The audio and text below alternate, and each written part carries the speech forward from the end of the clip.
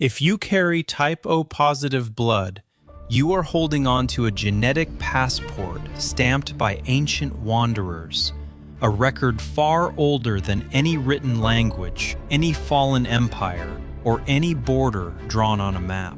For the longest time, modern medicine treated your blood type as nothing more than a minor administrative detail. It was just a letter and a plus sign printed on a medical chart to make sure hospital transfusions went smoothly. But the moment researchers finally gained the technology to read the deep DNA hidden inside that single letter, the entire story turned upside down. What the latest genetic tracking has revealed about type O positive carriers is completely rewriting our understanding of who our true ancestors were, how they survived the deadliest invisible wars in history, and how a small, resilient group of people from the Asian continent quietly passed their genetic blueprint to nearly every population on Earth today. But to understand how your blood remembers a past that your family forgot, we have to look at a massive mistake the scientific world made over a century ago. The year was 1901. A brilliant Austrian researcher named Karl Landsteiner was staring through a microscope trying to solve a terrifying mystery. Up until that point, giving someone a blood transfusion was basically a game of roulette. Sometimes it saved their life, and sometimes it proved instantly fatal. Landsteiner discovered why. He noticed that if he mixed certain blood samples together, they stayed smooth and liquid. But if he mixed others, they violently clumped up, sticking together like glue. He had just discovered the human blood groups, A, B, AB, and O. It was a Nobel Prize-winning breakthrough, but almost immediately, Western biologists made a massive, arrogant assumption. They looked around at the populations of Europe, saw that type A was everywhere, and decided that type A must be the original human blood. To them, type A seemed like the dominant ancestral default of humanity, while type O was just a strange mutation that came later. But that assumption was completely backward, and that brings us to a plot twist hidden deep in our genetic code that nobody saw coming. Decades later, when geneticists finally cracked open the human genome, they didn't just look at the blood itself. They looked at the underlying blueprint, a specific gene sitting quietly on chromosome 9. This gene acts like a factory manager, deciding whether or not to build tiny molecular structures, called antigens, on the outside of your red blood cells. When researchers started mapping out these genetic blueprints across the entire globe, the patterns they found were absolutely staggering. In Europe, type A was indeed heavy.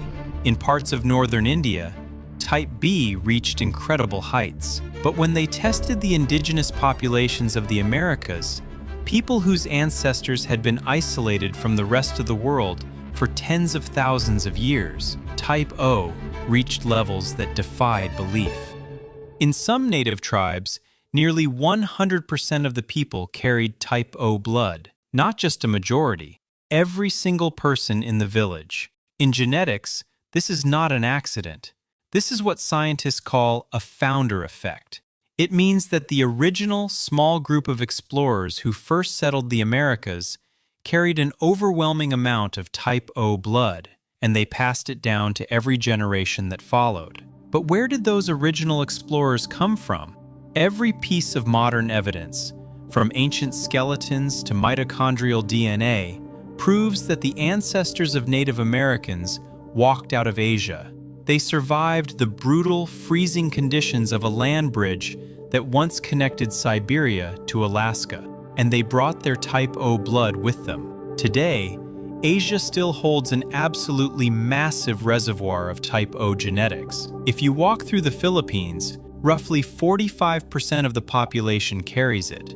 In Vietnam, it's sitting right around 42%. While Asia is incredibly diverse and carries all blood types, the sheer volume of the type O genetic signature there is the ultimate source code. When scientists look at the tiny genetic markers surrounding the type O gene in modern populations all over the world, they can trace those markers backward through time, directly into the deep, prehistoric landscapes of the Asian continent. But this raises a massive question. Why did this specific blood type, born out of ancient Asia, survive and dominate so successfully? Why didn't it fade away? The answer has nothing to do with the freezing cold of the Ice Age or the dangers of wild predators. It has everything to do with an invisible war. Throughout human history, the things that wiped out the most people were not wars or natural disasters. They were microscopic killers, plagues, parasites, and bacteria. And it turns out, your blood type is essentially the battlefield where these wars are fought. Let's look at malaria. For hundreds of thousands of years, malaria has been one of the most ruthless hunters of humanity. When the malaria parasite enters the human body, it infects red blood cells. But type O cells are different. They don't have those extra molecular structures on the outside.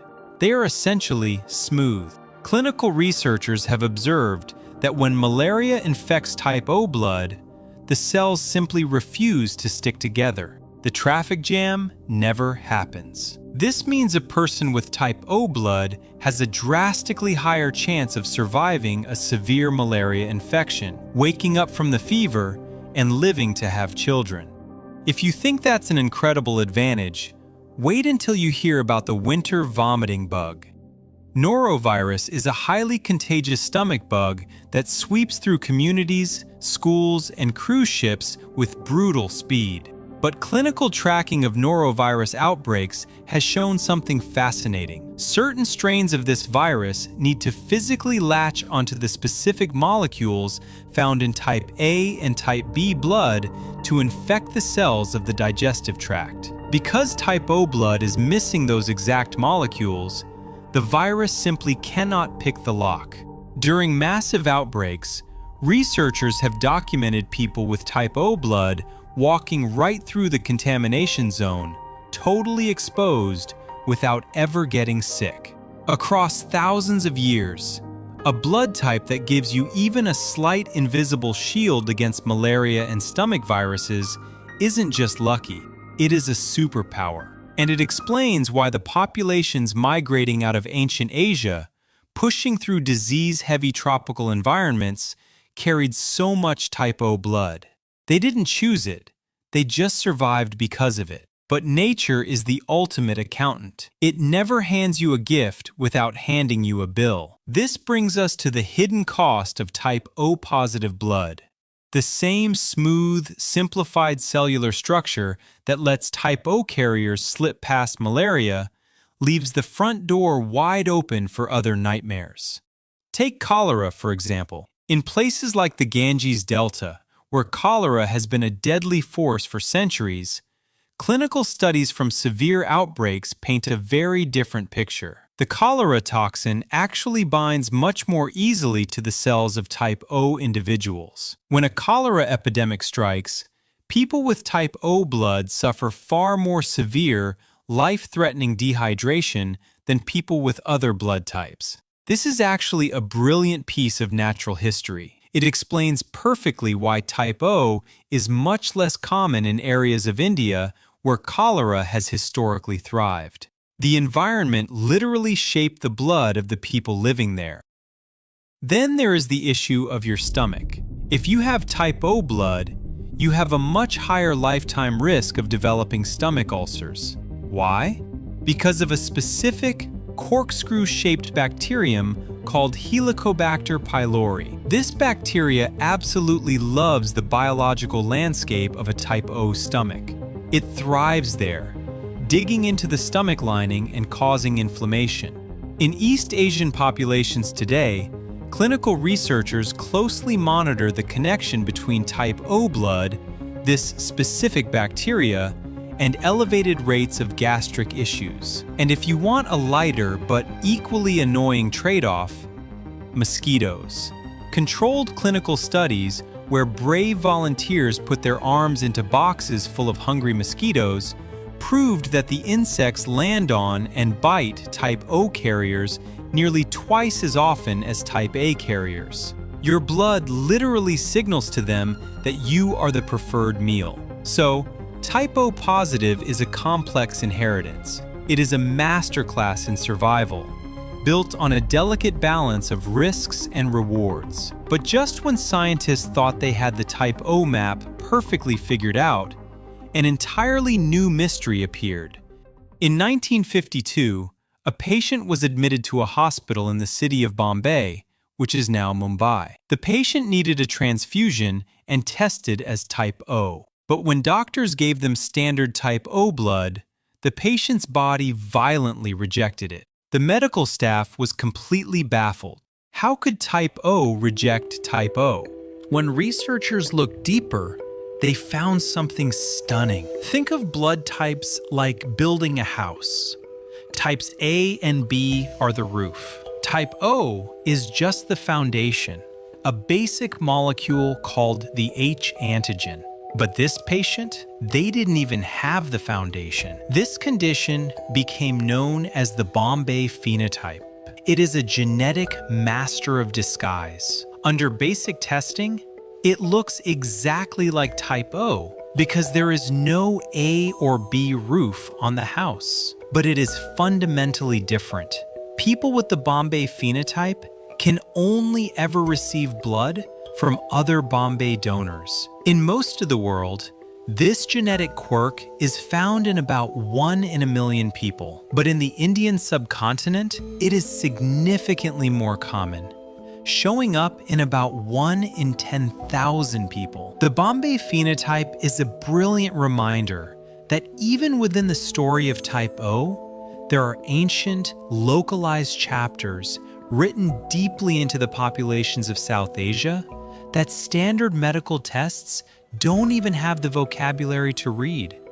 When you zoom out and look at the grand timeline of humanity, the journey of this blood type is nothing short of a cinematic epic. Around 5,000 years ago, long after the land bridges had melted away, a brilliant group of seafarers from what is now Taiwan looked out at the Pacific Ocean and decided to conquer it. They built outrigger canoes and began a slow, deliberate expansion across the largest body of water on Earth. They discovered Hawaii, they found New Zealand, they settled Easter Island, and everywhere these Polynesian voyagers landed, modern DNA tests show an incredibly high spike in type O blood.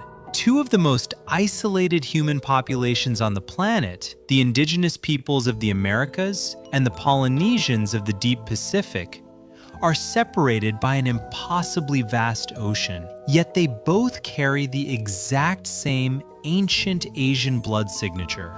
The ocean didn't wash away their inheritance, it carried it. Today, modern medicine is still uncovering just how deeply this Asian survival blueprint affects your daily life.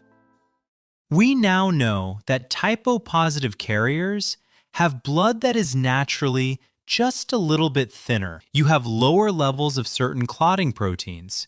This means you actually have a lower risk of suffering from deep vein blood clots or certain cardiovascular blockages compared to other blood types. But on the flip side, if you get a deep cut, you might bleed just a little bit longer. Every single trait is an echo of an environment your ancestors had to conquer. So what does all of this mean for you today, living in the modern world? The next time you look at a medical chart and see the letter O followed by a plus sign, do not just see a chemical category. Realize what you are actually looking at. You are looking at a survival metal that was forged tens of thousands of years ago. It means that somewhere in the incredibly distant past, your ancestors walked through the river valleys, the freezing steppes, or the dense, humid jungles of ancient Asia. It means they stood face to face with brutal plagues, crippling fevers, and harsh environments that wiped out entire bloodlines. But they didn't break. Their bodies adapted. Their cells smoothed out. They survived the fever. They crossed the ocean. They endured the winter. And they quietly passed that endurance forward, generation after generation, century after century, until that exact same blueprint was finally handed to you. You are the living result of their victory. Your veins are carrying the oldest history book ever written, and science is finally learning how to read the pages. If this journey into the hidden memory of your DNA changed the way you look at yourself, I want to hear from you. Drop down into the comments right now and let me know, what is your blood type and where in the world is your family from? Thank you for being here, and thank you for exploring the deep history written in your blood. Stay curious, and I will see you in the next one.